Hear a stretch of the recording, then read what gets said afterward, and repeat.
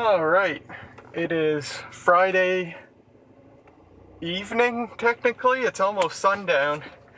It's 4:45 in the afternoon. Welcome to my part of the world.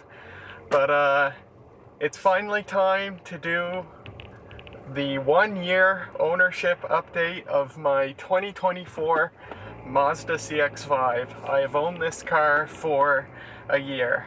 Now, this is actually my second attempt at shooting this video.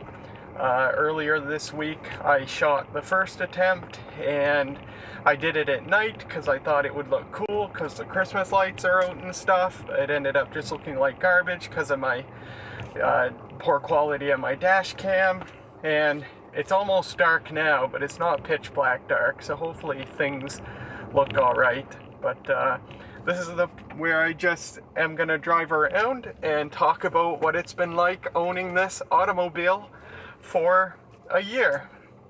And the other reason I'm shooting this a second time is because I managed to ramble on for 90 minutes the first time, and I feel like I can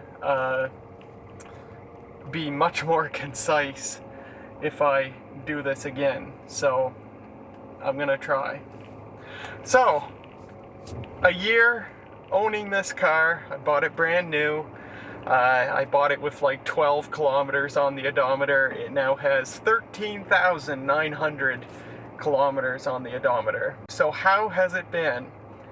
It's been wonderful. It's been absolutely perfect. Just a blissful experience owning this car. I've had no issues. It's been totally reliable. I've had no mechanical issues. And apparently, at least according to some people, perhaps what I can in part thank for this thing being so reliable is that this is a bit of a unicorn car. And the reason it's a unicorn car is because this is one of a limited number of 2024 Mazda CX-5s that were supposed to have engine start-stop and cylinder deactivation, and this has neither. This car was supposed to have both of those functions, and it has neither because Mazda in Japan could not get the parts. There was a parts shortage, which apparently we're still doing or still having in the automotive industry. So this car was supposed to have engine start-stop and cylinder deactivation. It has neither, and according to a lot of people, that is going to be part of the reason why this car is going to be especially reliable even among its own brethren. Because apparently some Mazda vehicles have had issues with engine start-stop and cylinder deactivation problems with cracked heads, excessive intake carbon buildup, stuff like that. But those, hopefully, are never going to be a problem for me because this car does not have those functions.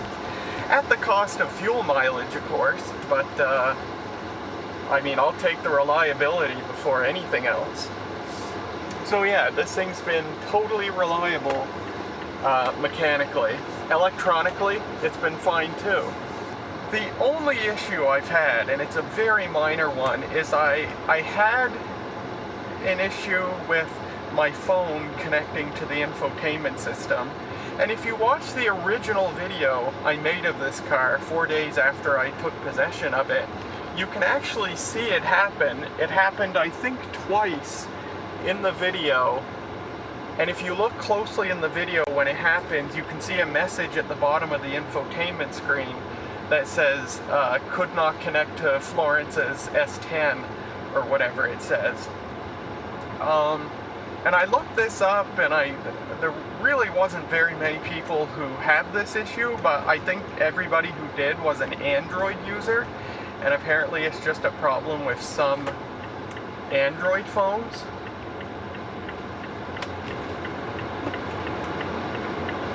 But I did find a fix for it. I think I just tried something on my own and it worked. And what I did was I went into the settings on my phone, and when you connect your phone to the Bluetooth in your car, you can connect it to, oh my god, there's someone's dog in the road. You can connect it to, you can connect it for either phone calls and or for audio, so like if you're playing back video or whatever.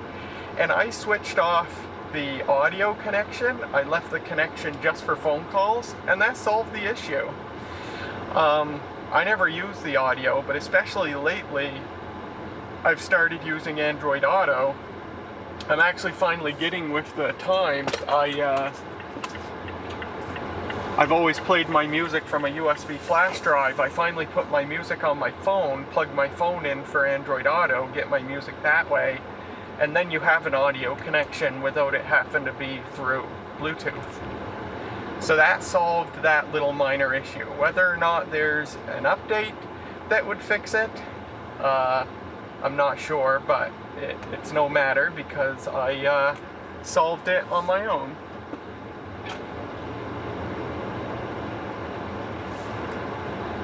So what else? Comfort. This thing's totally comfortable. In the first video I made of this car, I mentioned that, well, as you guys know, the entire reason I bought this car was because every other car I tried, I was uncomfortable in the seat. Either the seats were too uncomfortable, or it was just too narrow and my hips were shoved up against the seatbelt buckle or whatever.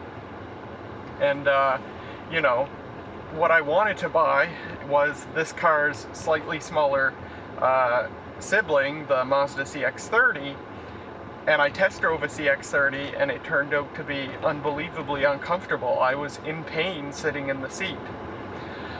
And I tested I never planned on buying a car this big. This is classed as a small SUV or a compact SUV. I test drove a bunch of subcompact SUVs, which is what I plan on buying, and they were all uncomfortable in some way or another.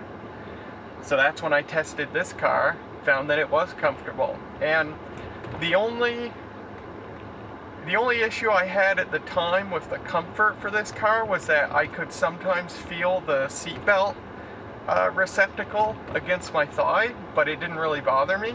But now, I don't feel it at all anymore. Now granted, I have lost a little more weight since I bought this car, and that could certainly be a help.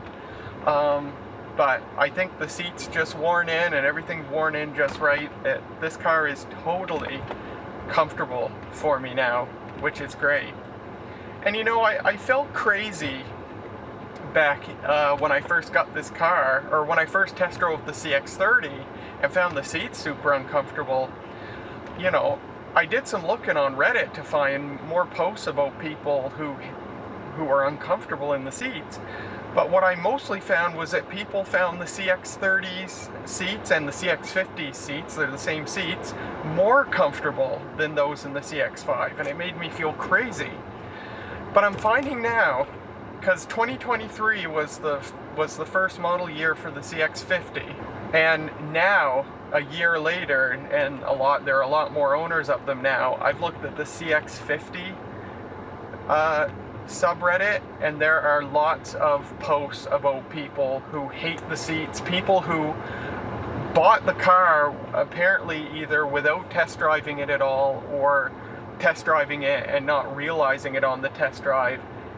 And people buy this $40,000, $50,000 vehicle and hate the seats so much that they now have to try and trade in or sell this brand new car because they regret so deeply buying it. That's how bad the seats are. Mazda CX-5 is the only Mazda vehicle that's got the older style seats, way more comfortable, at least for someone like me.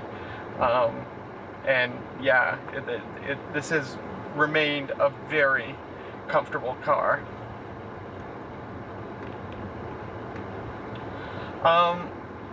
There's lots of things I appreciate about this car. This car has the best headlights I've ever had or I've ever used on any car that I've driven. Better than the Flocus, better than the Nissan Rogue, which is a car I have a little bit of experience with.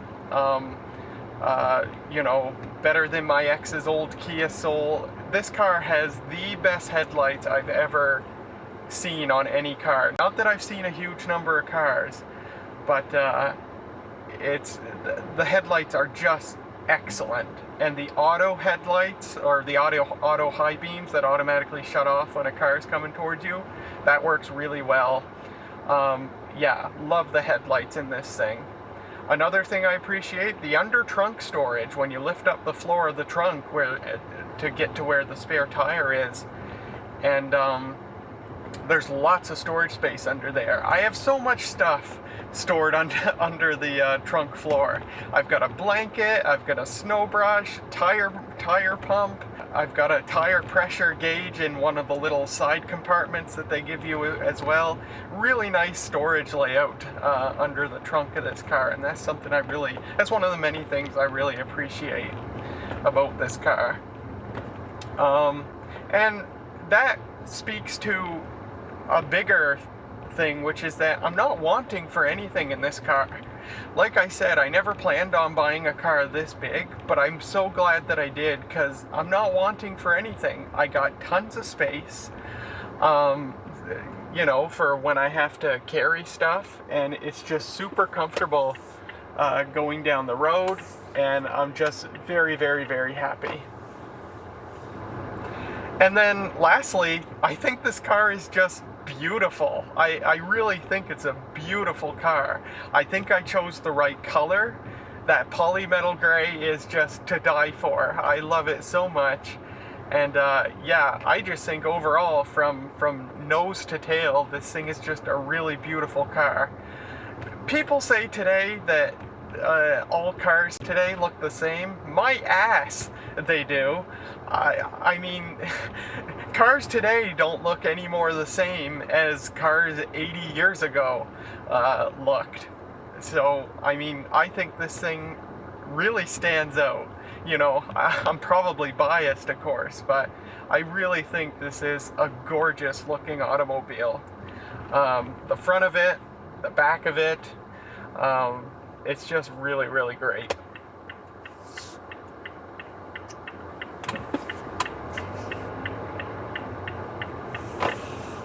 And I get compliments on it too. People have complimented me on the color, especially when I have passengers in here. People get in this thing and they go, wow, nice car flow. And it's because Mazda has done such a great job making the interior feel luxurious. This is not a luxury car, but Mazda really tries to punch above their weight in terms of interior quality, especially for the price.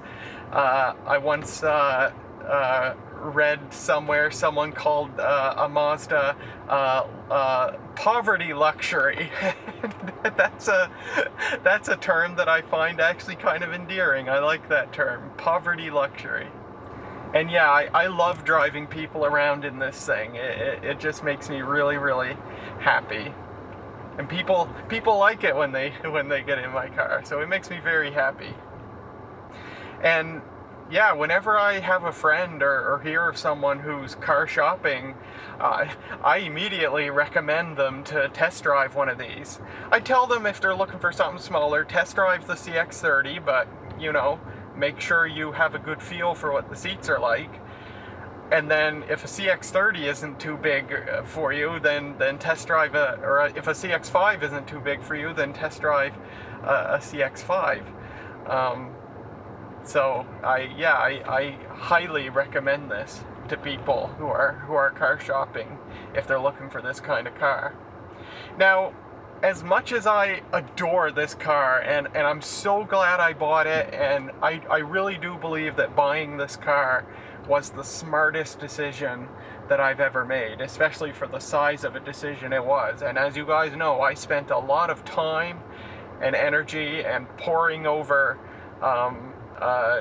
stuff to select the right car, and I believe that I did it. But it's not a perfect car. There's a couple of really minor things, you know, nothing that I get hung up over, but just things that, you know, could have been better. I could stand to have my seat go back a couple of more inches. It's well known that this car, for its size, does not have a great amount of driver legroom. Oh, look at that, we got the Spirit deer. It's the Spirit deer. It's one of our piebald deer. Oh, what a treat to get this on video for you guys. Look at that, Spirit deer. We've got 3 or 4 piebald. Oh, uh-oh, I gotta get out of here. And apparently I have a tripod in the back of the car that I forgot I left there. But yeah, I could stand to have a couple of more inches of leg room.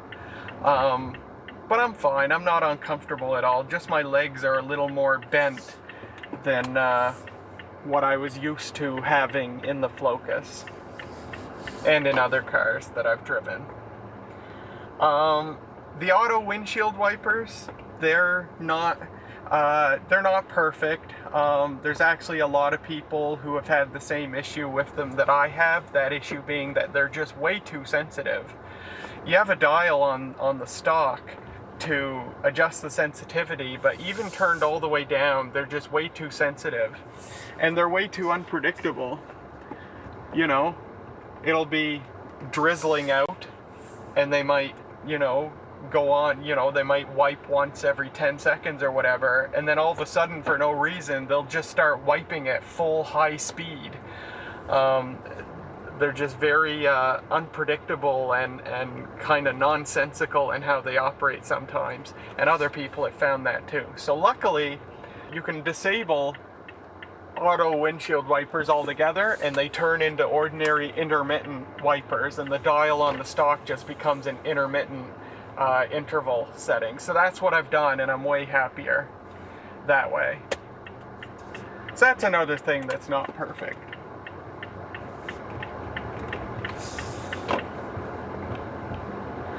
And then the other thing is that the cruise control, now granted, probably all modern cars do this now, but the cruise control of this thing nannies you a bit more than in the Flocus, for example. So in my car, the Flocus, if you had the cruise control set and you were cruising and you started going downhill, the Flocus would allow itself to speed up. It would obviously let off the throttle, and it would just allow itself to coast up to speed.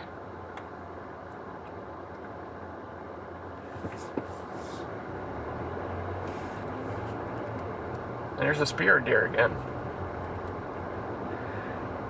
Now, with that said, the Flocus, if you sped up enough, it would actually downshift to try and control the speed.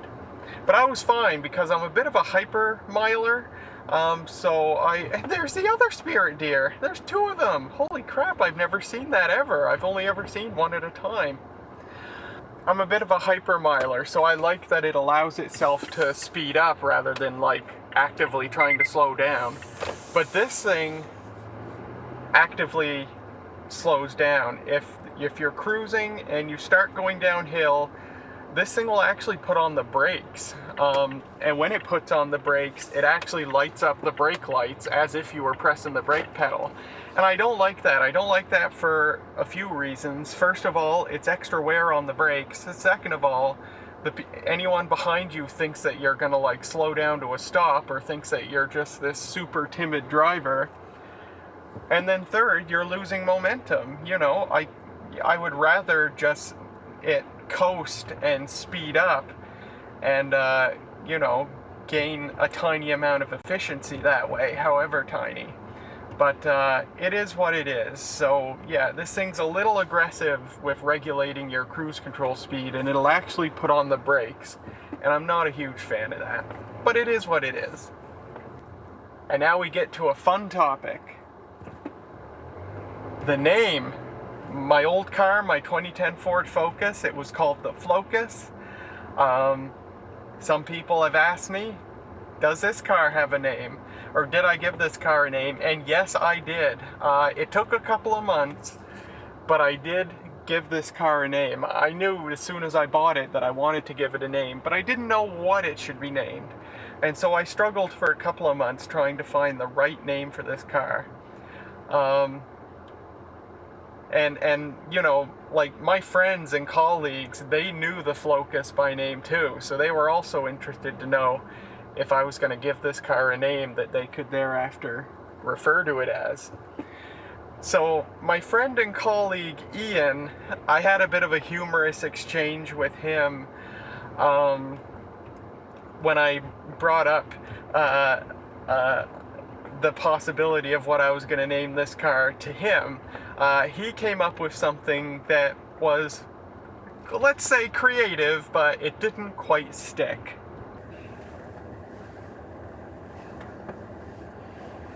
I'm laughing to myself at Flozda. Sounds like a disease. Flozda. It's like Flozda 24. Grandpa's got Flozda. we might have to hire a plumber. Oh, Flo, that was a good one. Grandpa's got Flozda. So yeah, Flozda wasn't it, but I do applaud the creativity. So what did I name this car? Well, I decided, you know, if this car were to ever be personified, I see this car as a classy lady, a classy, elegant lady. And so I wanted a name. I thought, what would a classy, elegant lady be named? And I decided to name this car Delores, Delores. And I tried Delores. I asked my friends what they thought of it. It immediately stuck. So this car is Dolores, and I will probably refer to her as Dolores from here on out in the future when I talk about it. I've already been doing that on Mastodon for like 10 months. But she's a classy lady, so she got a classy name, Dolores. I'm really fond of that name, and my friends are too, and people already know this car as Dolores, so I'm really, really happy with how that turned out. So what else have I done? I did get this thing rust protected. About 3 weeks after I bought it, I took it into the local Crown place, and I got this thing rust protected, which is great. And it's actually due for its yearly touch-up, so actually in a couple of days after taping this, I'm actually gonna be taking it in again for its annual Crown touch-up. So I got this thing rust protected. Recall that when I bought it, the dealership offered me undercoating, which they always do. I denied it. Don't get your car undercoated. The Flocus was undercoated when it was new. We all know how that turned out. Undercoating it's a very risky thing to do. Probably in like warmer climates where they don't have to like salt the roads, undercoating maybe works out okay. You know, I've seen videos of cars from like the 60s and 70s that are still perfect because they were undercoated all those decades ago, but they're also, you know, like down south. But they usually say don't get cars undercoated, just get them rust protected with Crown or Rust Check instead. So that's what I did. So I'll be taking this thing in for its Crown touch-up soon. And during the winter, I try to give this thing a wash basically any day where it's above freezing.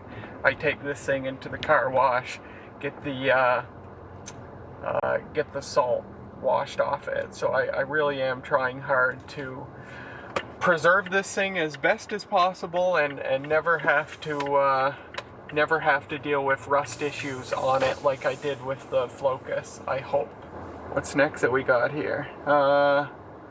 Right, bad luck. So the car itself has given me wonderful I don't chalk it up to luck. I just chalk it up to it being a well-engineered, high-quality vehicle. But in terms of the environment, I've had some bad luck with this car. This thing has sustained a little bit of damage purely from acts of God or acts of dumb people in one case. Just environmental stuff. So first of all, about 6 months after I bought this thing, it got its first dent. The Flocus went 13 years never having a dent. This thing has a dent in it already. It's just a tiny little dent about the size of a dollar coin, or a quarter actually. The size of a quarter and not very deep in one of the rear doors. I don't know how it happened. I just walked out one morning and noticed it was there. Someone presumably probably opened their door into me, or maybe they didn't, because the good thing is that the paint wasn't broken. The paint wasn't damaged at all, which is great, because, you know, I would have been panicking if the paint had broken, because, you know, I would have taken it in to see about getting it fixed, because if the paint was breached, that's another way for rust to get in. But luckily the paint was fine.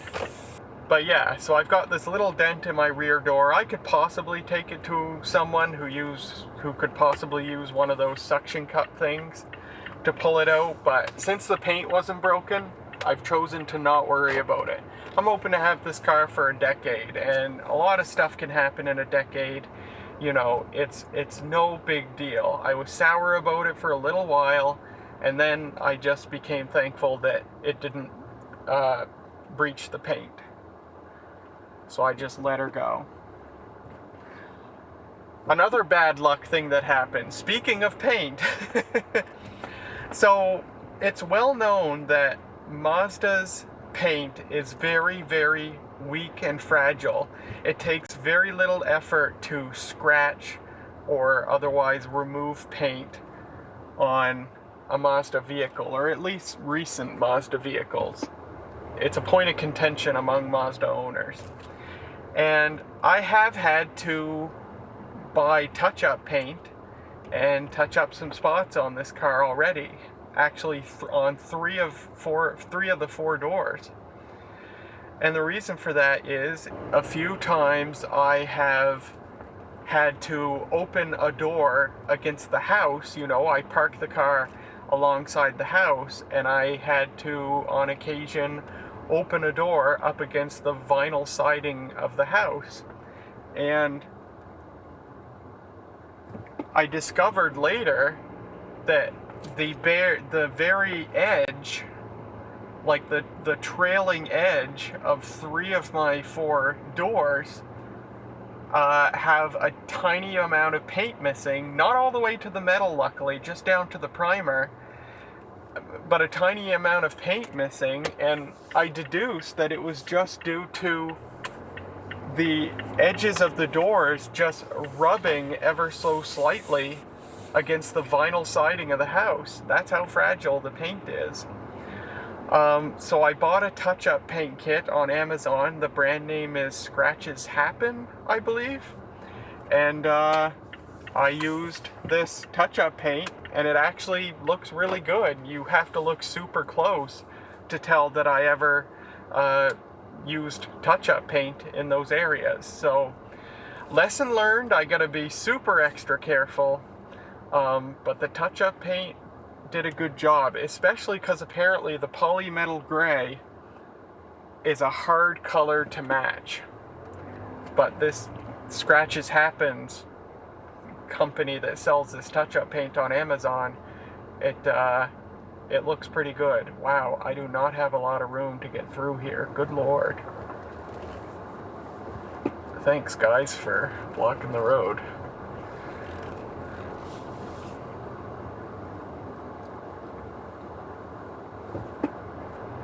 And what I've also read is that the non-metallic Mazda colors, which includes polymetal gray, I think it's just polymetal gray and the Soul Red, those two colors in particular are even more fragile than the other colors just because of the nature of what the paint is composed of.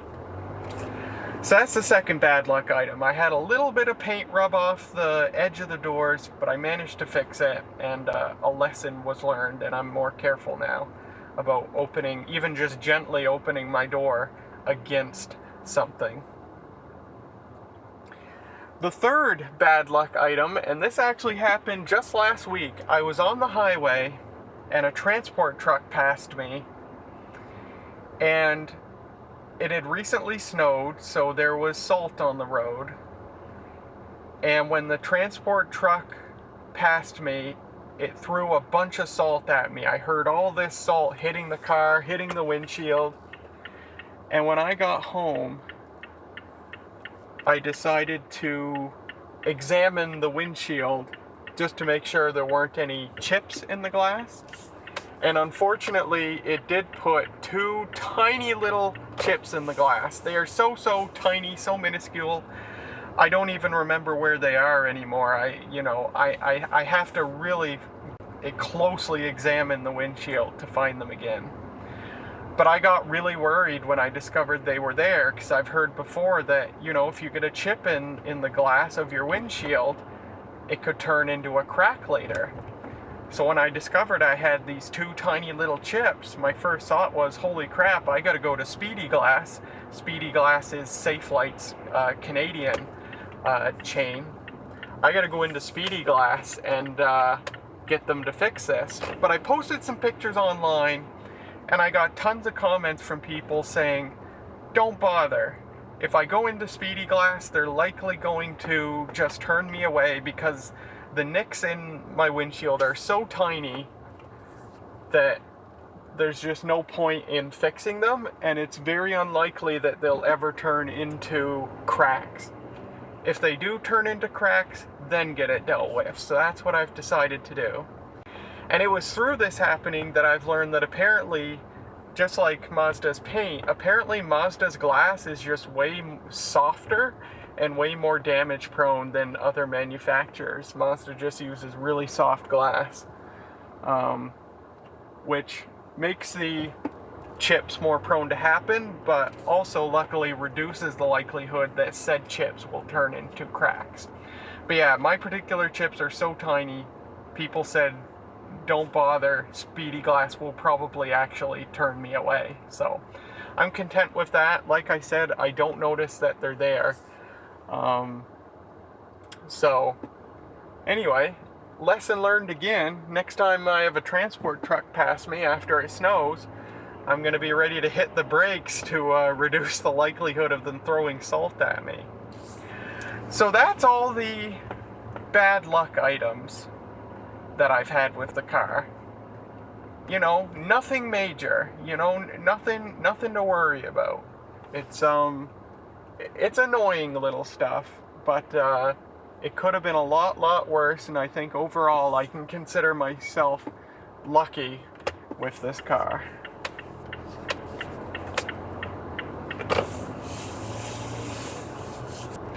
So what about extra things? Have there been any accessories or anything that I've added to this car? There actually have been a couple. The first is, as you know already, my dash cam, because that's what I'm recording this video with.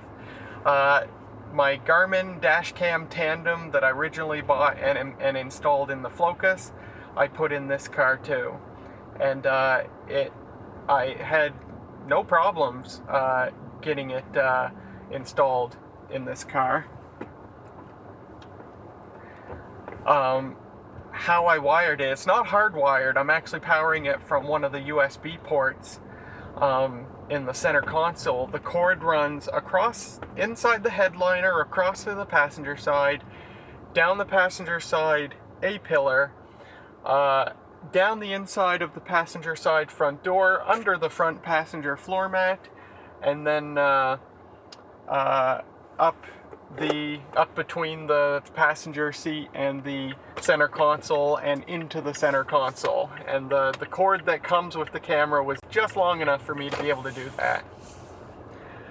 The Flocus, when I had this camera in the Flocus, I had to hardwire it in.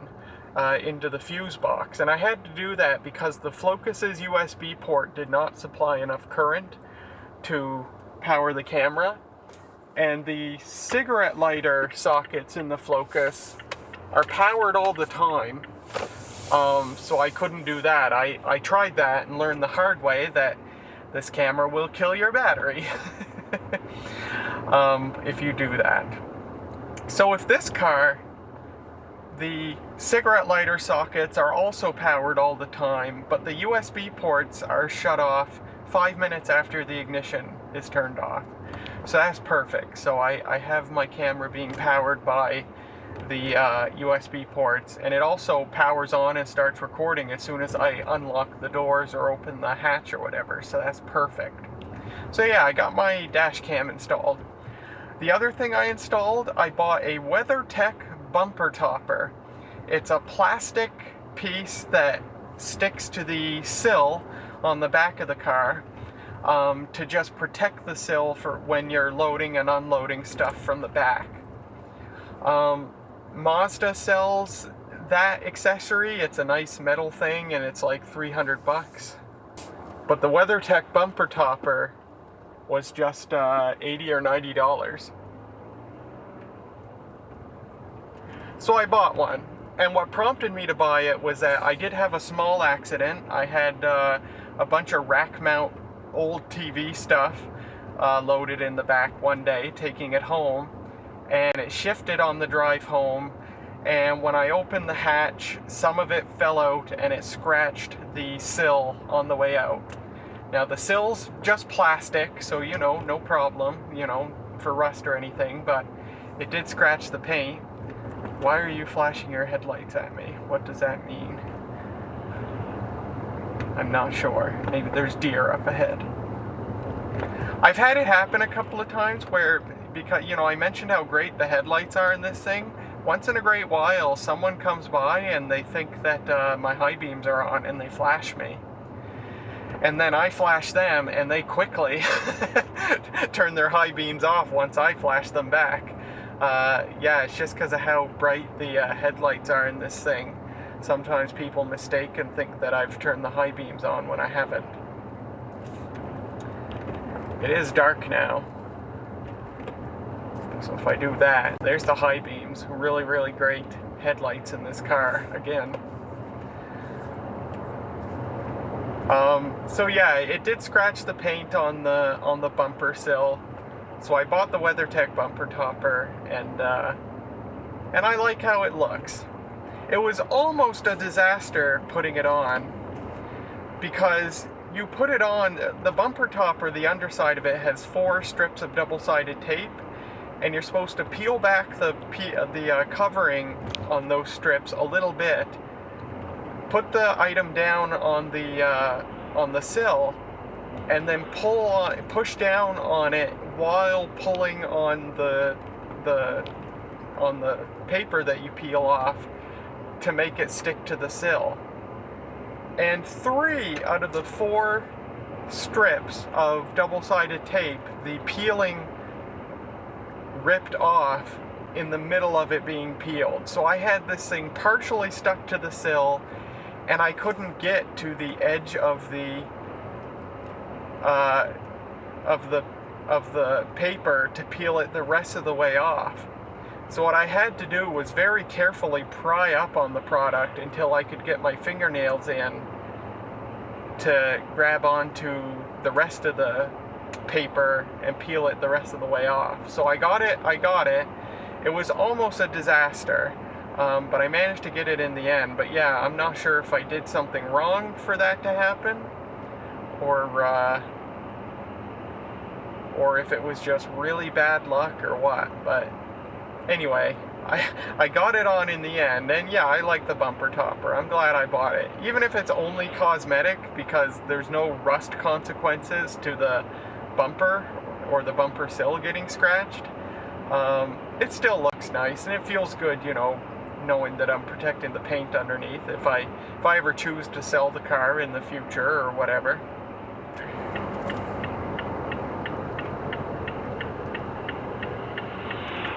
Oh, the takeout's open tonight. Never expected that.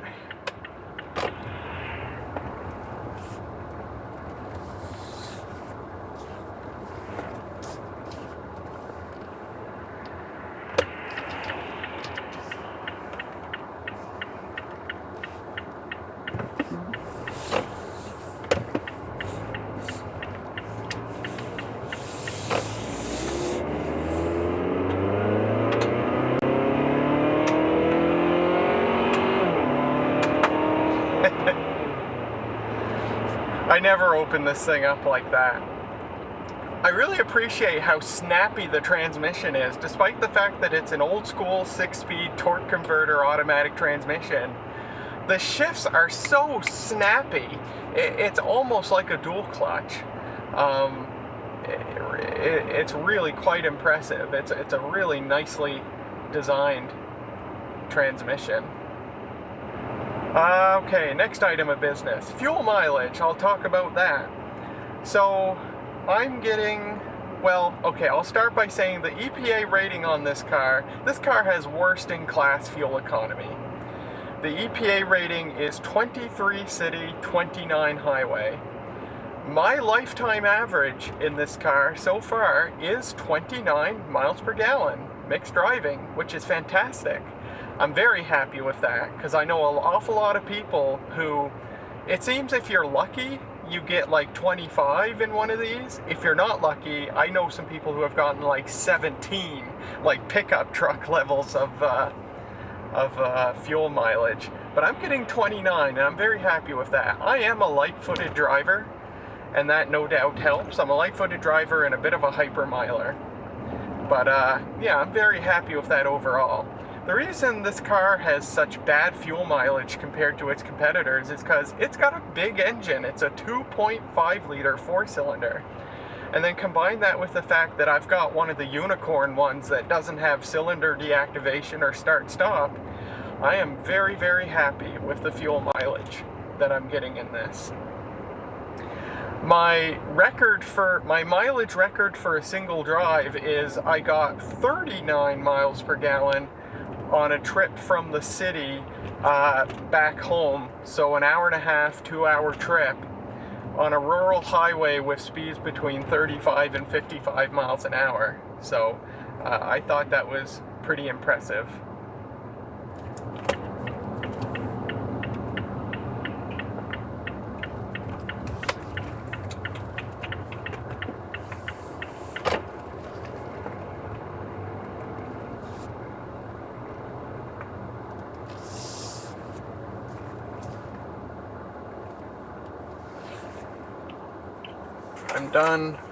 I'm done the first page of my outline. See, I gotta make these outlines, print them on paper to keep me from rambling here. Oh, yeah, about the mileage, yeah. Worst in class mileage for this thing because of the big engine, but I like the fact that this thing has a big engine.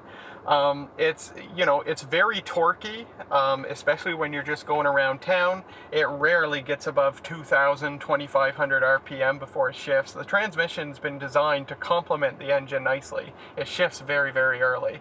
It is very torquey, especially around town. And it's a very quiet engine as a result, and it's just very drama-free power delivery. So I really do appreciate, even at the cost of the gas mileage, I really do appreciate the big engine in this car. Oh yes, time to rip the Band-Aid off and give you guys an update on the whole debacle with the sales experience that I had. So if you recall, I had a very, very, very bad sales experience buying this car. What happened was, you'll recall, because I talked about this in the original video of this car, 2 weeks before I took possession of this car, I went in to test drive a CX-5, and that's how I discovered that it was the right car for me to buy. So 2 weeks before I took possession of this car, I went to the dealership, I test drove a CX-5, it was great. I get back to the dealership, and my sales rep asked me how I like the car. And I said, it's my favorite thing that I've driven, which should have been a great thing for a sales rep to hear from a potential customer. But upon hearing me say that it was my favorite thing that I had test driven to date, indirectly revealing that I had been test driving cars from other manufacturers, my sales rep had a bit of a fit. They took on a tone and a demeanor that, in my opinion, was unprofessional. And they basically scolded me, kind of saying, how dare I test other cars? And telling me that if they had known that I had been test driving other cars, they would have never allowed me to put a deposit down. The deposit went down and I bought the damn car, whether they like it or not. But that's why the whole thing never makes sense. Why would you not hope that I still buy a car even though I'm testing other manufacturers' cars? The whole thing didn't make sense, and it was very upsetting how I was spoken to. And you guys know all that if you watched the original video. It was a very, very upsetting experience, and I'm still, to this day, very sour about it. I have not gotten over it. And when I talk to friends of mine who are,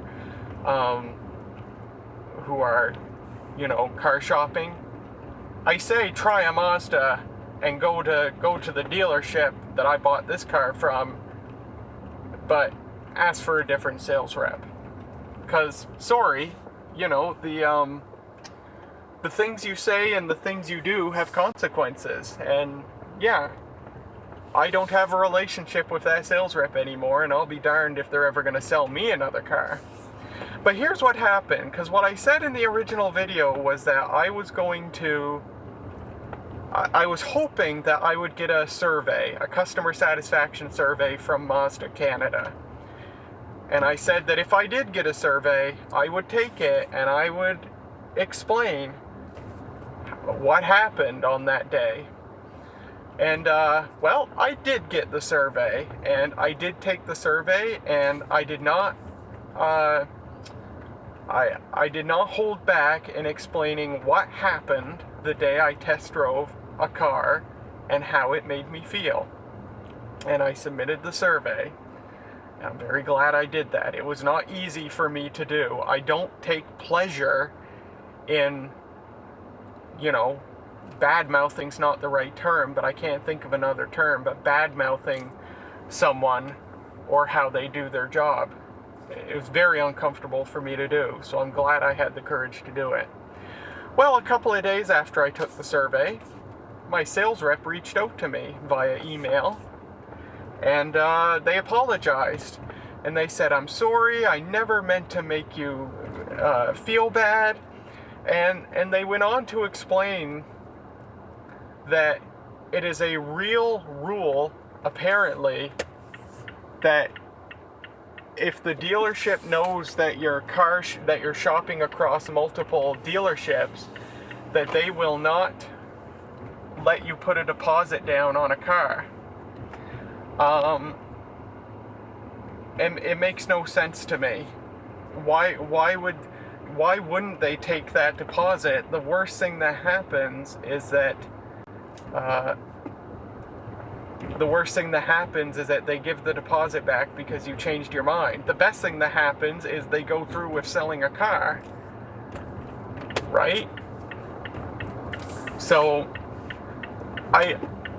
the rule doesn't make sense to me, and honestly, I'm not sure that I believe my sales rep when they say that it's a real rule. It makes so little sense to me, especially because most of the dealerships in this province are owned by one company, and I went to other dealerships that are owned by that company, and at least one of those dealerships that I remember, they asked me if I was test driving other cars. They did that so they could recommend a model to me, so they knew that I was test driving other manufacturers' cars, and yet they still asked me if I wanted to put a deposit down before I left the dealership. And so this rule that just the Mazda dealership seemingly has, it just doesn't make sense to me, and I'm not sure if I believe the allegation that this rule exists at all. But it is what it is. My sales rep emailed, they apologized, they explained this supposed rule, and that was the end of it. They said, if I can ever help you with anything else, please reach out. Fine. I forgive them, but I will never forget how they made me feel, and they're never going to sell me another car. But it is what it is. I'm glad the whole debacle's over, but I'll never forget. I'll never forget what happened and how it made me feel. So that's what I did. I'm glad that I had the courage to speak up about the poor experience that I had. So the next thing to explain is, how has the dealership experience been since then? Because I am taking this thing to the dealership for service. I go in every 6 months to get the oil changed, and I'm doing that at the dealership. It feels, it feels good having people who are trained specifically in Mazda vehicles working on my car. And it looks good to have receipts from the dealership for service if I were to ever decide to sell this thing, although I think hopefully if I ever do sell this thing, by the time I sell it, it'll be a completely worn out vehicle just like the Flocus was, because I'll have had it for so long. So yeah, I am going to the dealership for service, and that's been going totally fine. I've been very happy going to the dealership for service. It's kind of nice because when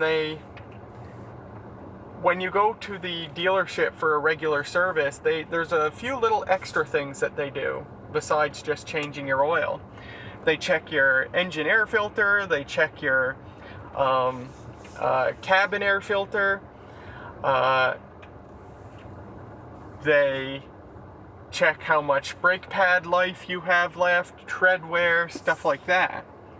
So it costs me, the dealership charges $150 Canadian for this service, which actually for a dealership service is a pretty good price, especially since they help offset the price by doing all these little extra things. But here's the neat thing. It's nice that they do all these little extra checks, but the cool thing is, and this just tickles me for some reason, when they're working on your car, they make a video, they make a little vlog style video about working on your car where they visually show you your filters and your brakes, and they tell you how much of this you have left and how much of that you have left. It's actually really nice that they do that. I find it's just cute to me that they make this little video when they work on your car. So I've had this thing in for service twice, back in the summer and just a month ago, and I got one of these little videos each time, so I'd like to play them for you now. So here they are, one after the other, the little dealership service videos. G'day, it's Adam here at King Mazda. As you can see, we've got your vehicle here. We're working away as we speak doing the oil and filter service. So just as we're going through, we're going to provide you with a complimentary vehicle check, let you know how a few things are looking as we go through. Okay, so your tires on the vehicle are still good, so there's no need to look at rotating them right now. So lots of tread life left on them, and they're wearing nice and even. So I'm not too worried anytime soon in regards to the wear and tear of the tires. All right, the other thing we always look at anytime the vehicle's in is the brakes. Obviously very important just because you need to be able to stop. Fronts are sitting about roughly 8.5 millimeters, which is still really good. Rear brakes right now, sitting about 8. So they start off brand new, usually 8 to 10 millimeters. They don't fail motor vehicle guidelines until you hit 2. So you've got a long ways to go before you have to replace them. We'll watch and recommend when needed, and also let you know when brake servicing is due, just to get them pulled apart, cleaned up, and free moving properly. All right, and the last thing we always look at is your engine air filter and cabin air filter. This is what they look like brand new. This is what's in your vehicle. So they look identical. So with that being said, I'm not too worried about those filters anytime soon. All right, we're going to start the process of getting everything back together, and as soon as it is done, I will come see you. As always, drive safely, take care, and bye for now. Good day, it's Adam here at King Mazda. As you can see, the CX-5 is being worked on as we speak, doing the oil and filter service for you. So same as last time, we're going to take you through a complimentary check, and just so you can see how things are going and how the vehicle's looking overall. All right, So looking at your engine air filter and cabin air filter, both filters are still nice and clean, so I'm not too worried anytime soon. Again, we always watch and recommend replacement as needed. Your tires are all between 7 to 8/32 seconds of an inch of tread, so there's lots of tread life left. And again, I know you mentioned that you're going to be putting your winters on shortly, so again, there's more than enough tread on these tires to do you another spring and summer. So with that being said, I'm not too worried anytime soon. Brake wise, about 8.5 millimeters on the front, lots of life left there. And on the rear, same thing, about 8 millimeters. So they start off brand new, usually 8 to 10 millimeters. They don't fail motor vehicle guidelines until you hit 2. So the only thing I would probably suggest, just where you don't put on a whole lot of kilometers, is next time when you do your own filter service, probably wouldn't be a bad idea to do a brake service just to get them pulled apart, get them adjusted, cleaned up, and free moving, just so nothing ends up sticking and wearing out prematurely. But again, we'll worry about that your next oil and filter service. All right, that concludes our check. So we're going to continue on, and as soon as we are done, I will let you know. As always, drive safely, take care, and bye for now. Yeah, I just love that. I love that they make those videos, and it's good. It's good to be able to be visually shown what your filters look like and stuff. It's really cool. So I'm really happy with how my experience has been getting this car serviced at the dealership. The dealership has recommended that the next time I take this thing in, which will be the 3rd time, and that'll be in the summer probably, that I get a brake service done in addition to the normal service with the oil change and such. And that'll be about $400. And the service advisor, which is the guy you hear in the videos that I showed earlier, his reason for recommending that is reasonable. He said it's basically because our climate sucks and it's hard on brake parts. It's hard on every part of a car, but especially brake parts. And he's right.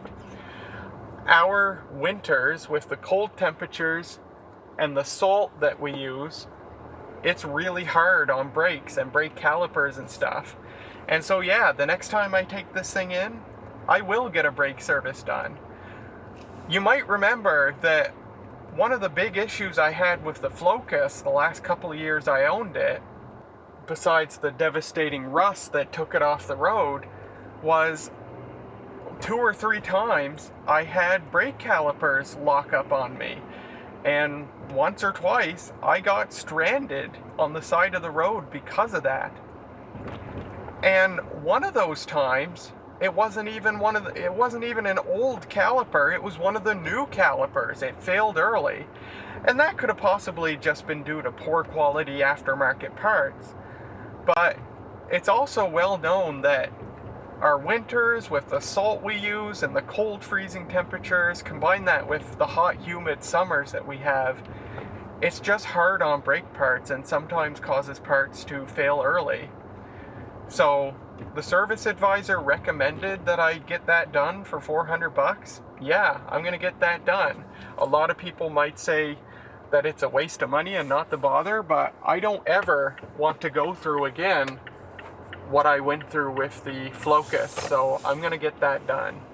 And I'll feel better having that done and knowing that I don't have to worry about brake calipers locking up on me or seals failing and leaking brake fluid, which is another thing I had happen on the Flocus, or anything like that.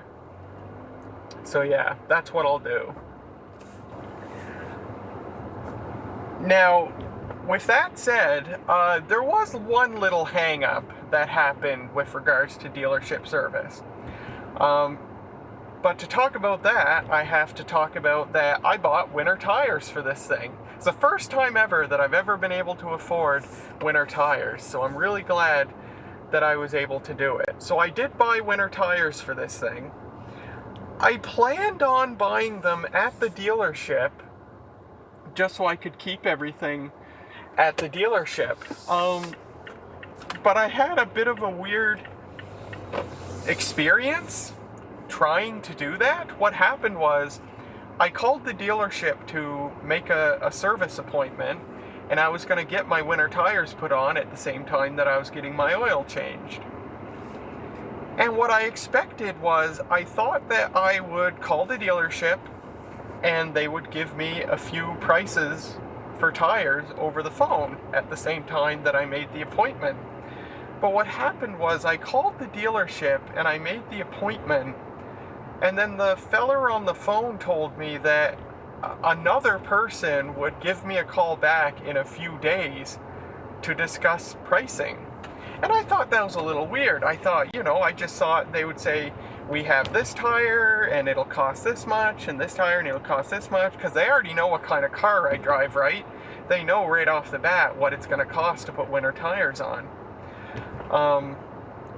But they told me I'd have to wait a few days for another person to call me. So I thought, okay, I'll wait a few days for this other person to call me.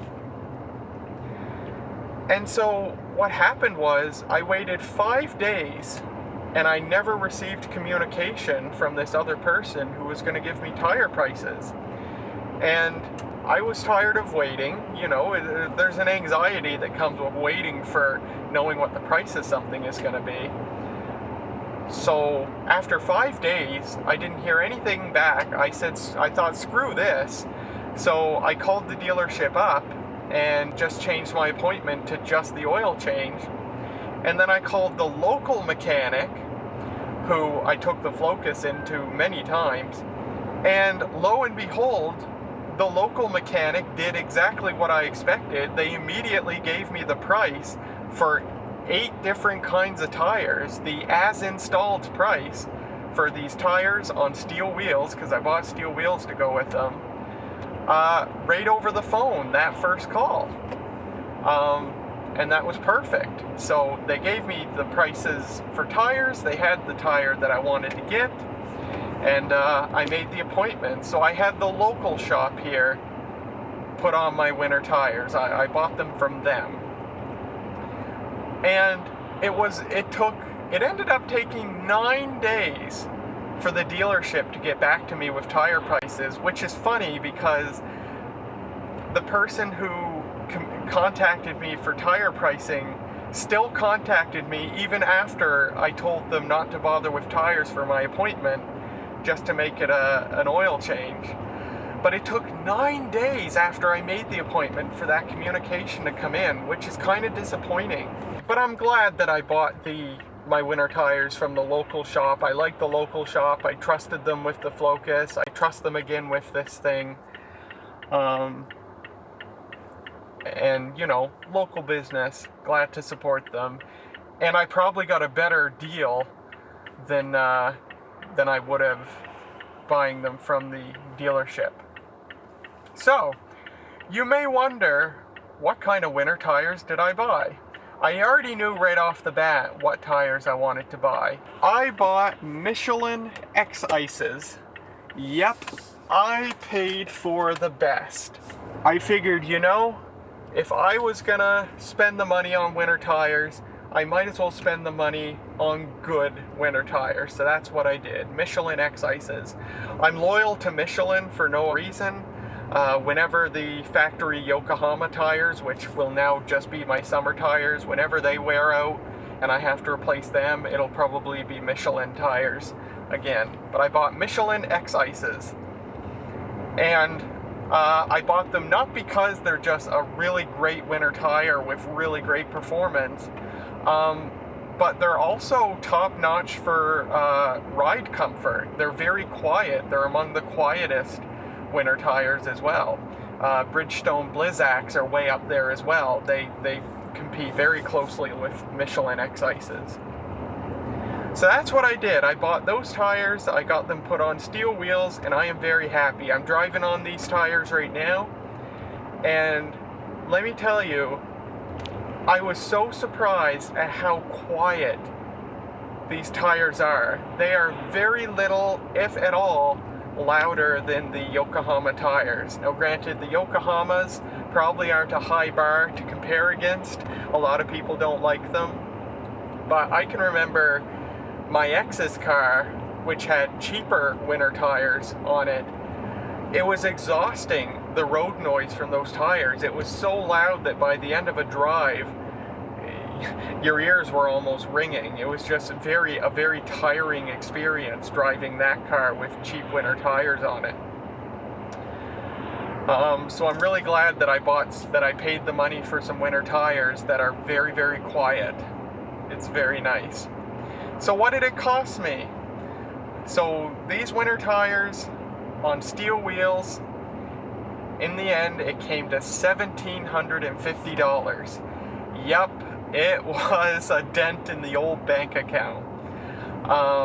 But it was worth it to me. I drive a lot more now than I did back when I had the Flocus, and it's just, I think it was really important that I buy a good set of winter tires, combine that with really careful driving in the winter, and I feel really, really confident driving in the winter. Now granted, we've had almost no snow and ice on the road so far, so we'll see if these tires even see any snow or ice, but I'm really glad to have them nonetheless.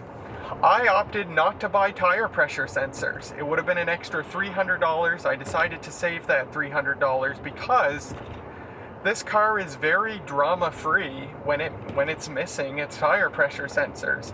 Some cars, they get kind of dramatic if they don't see their tire pressure sensors. They'll ding or have a message on the dash. That's what the Flocus did. When one of the tire pressure sensors went bad on the Flocus back in the day, every time I started it, it would ding and put a message on the dash that said tire pressure sensor failure. This car is completely drama-free. All that happens without the tire pressure sensors is when you start it, the tire pressure light, which is just a really small yellow light, it blinks slowly for 1 minute and then just stays on solid. There's no ding, there's no message on the dash, it's completely drama-free. So it's not annoying at all to be missing the tire pressure sensors. And so I'm just taking care of the tire pressures the old-fashioned way. I bought a digital tire pressure gauge for 25 bucks at Canadian Tire, and then once a month or whatever, I'll just check my pressures and top them off as needed, the old-fashioned way. So there's what I did for winter tires. Now, I am trying something that I read one person online that they did, because steel wheels love to rust and look like crap after a few years. And I read an account from one person who once a year they coat their black steel wheels in fluid film, and several years later they still look like new. Now, I don't own fluid film, I don't have any of that, but what I do have is a can of Crown rust protectant that I got for free when I took this thing in to get rust protected.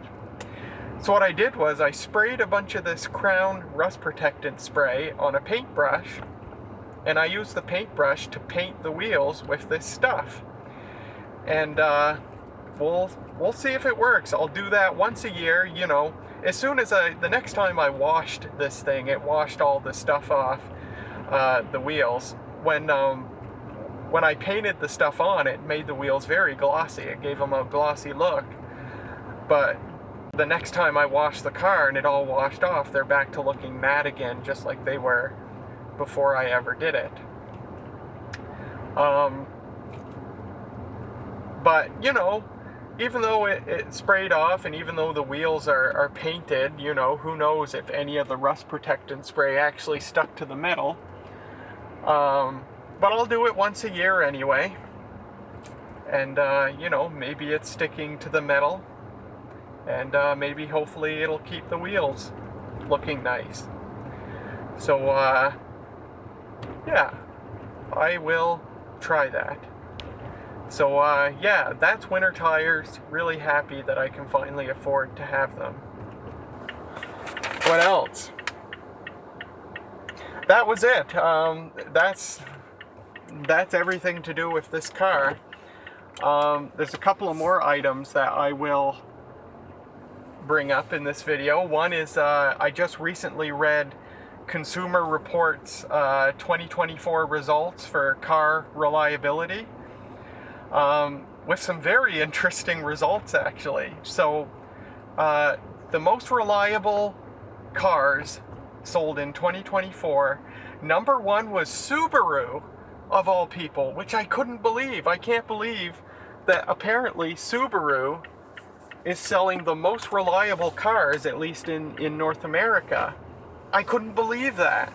And maybe I've had Subaru all wrong, but I always heard that Subaru was bad for head gaskets failing, and, oh, we got some deer again. Head gaskets failing and oil leaking, but maybe they've solved all that. You gonna stay there? You better stay there. Anyway, according to Consumer Reports, Subaru made the most reliable vehicles in 2024. That's amazing. Number 2 was Toyota. Number 3 was Honda. Number 4 was Mazda. And hey, I'll take number 4. I almost bought a Subaru Crosstrek, as you know, but I didn't because although the used 2023 Crosstrek that I test drove first was super comfortable, possibly even more comfortable than this car, the new 2024 Crosstrek that I test drove afterwards was not comfortable. They had changed the seats or something. But yeah, I almost bought a Subaru Crosstrek. But Honda, super overpriced, at least in this part of the world.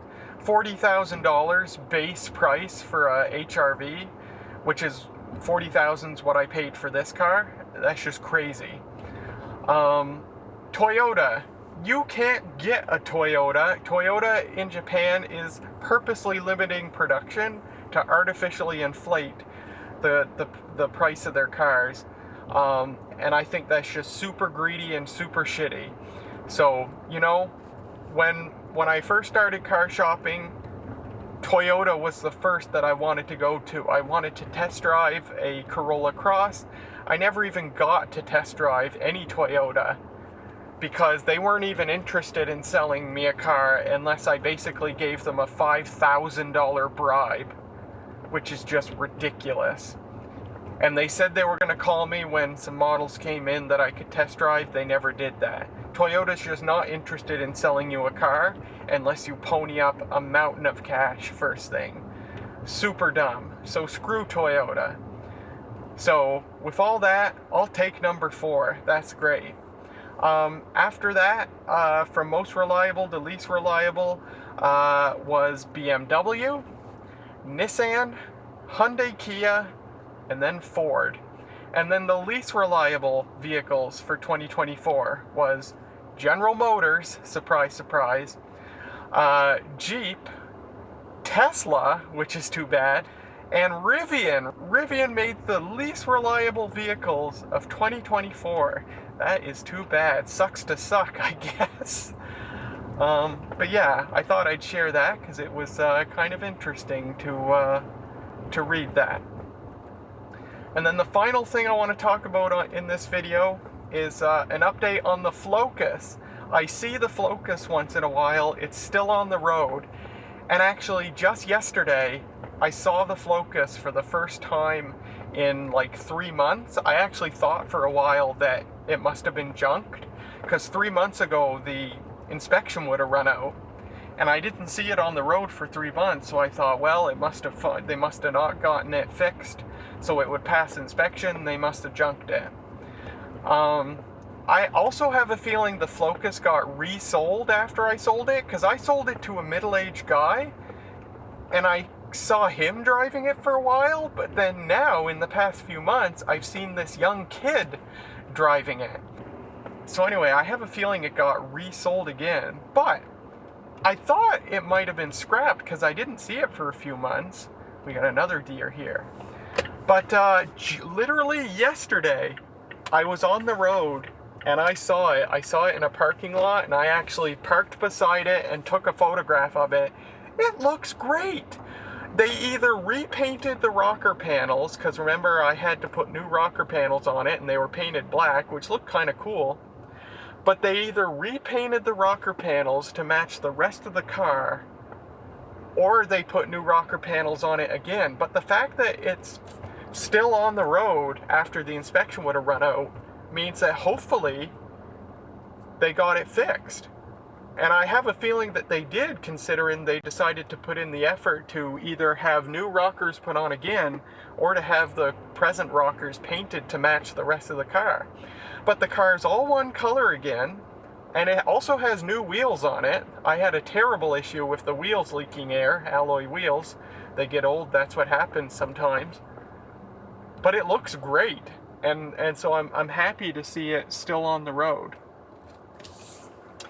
And so that's the update on the Flocus. And that's it. I think that's everything I wanted to talk about.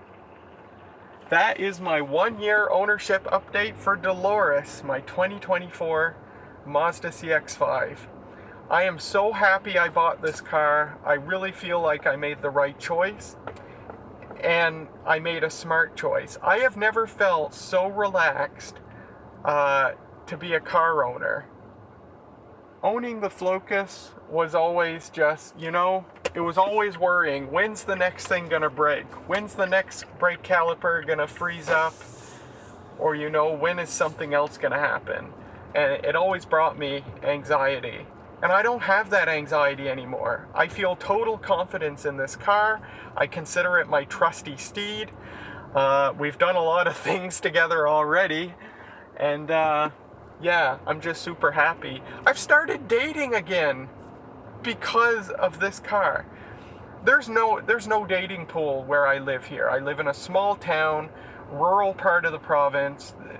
There's no gay girls around here. And so I haven't dated in like 4 years because you basically have to go to the city, an hour and a half, 2 hours away to find anybody. And so I just didn't date for years because I couldn't trust the Flocus to get me to the city and back without a breakdown. But I've started dating again thanks to buying this car. I'm not anxious about driving to the city anymore. So it's been really, really nice. So buying this car has brought me a lot of improvements in my life. And I just look forward to many, many, many years, I hope, spent with Dolores. So there you go. I'm going to go home now. I've wasted enough gas. Thanks so much for watching. If you made it this far, I hope you enjoyed. And me and Dolores will see you later.